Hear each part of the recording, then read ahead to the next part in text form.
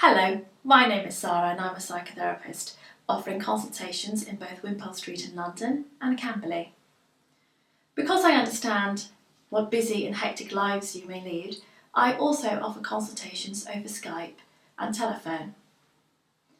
I've worked within healthcare for almost 25 years and I have a degree in psychology, a diploma in hypnotherapy and a master's in psychotherapy. I've worked both for the NHS and also the private sectors. If you're watching this video, you're probably looking for a therapist.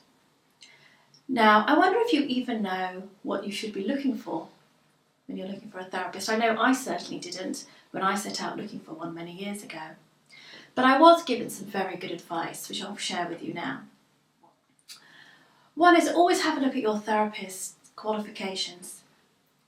Some courses are just 6 months long or part-time 1 year long. Mine was 5 years at Metanoia Institute. Also have a look at their accreditation. Do you know what the different professional bodies actually stipulate as requirements of being a part of them? I'm UKCP registered, which means amongst other things that I had to do a minimum of 160 hours personal therapy before I became accredited. Some other bodies, such as BACP, they don't have this requirement. Now, personally for me, I think therapy is extremely important for the therapist to have gone through. Otherwise, how are they going to know whether what's unravelling in the room is something about themselves or something about the client? It certainly makes them much more appreciative of what the person in the other chair is going through. The other bit of advice I was given is don't go on location. A good therapist who lives further away from you is much better than a therapist you perhaps don't get on with as well, who is much more convenient to get to. Also ensure you feel comfortable with your therapist. This doesn't mean that the therapy should feel like a friendly chat, but neither should it feel excruciatingly painful.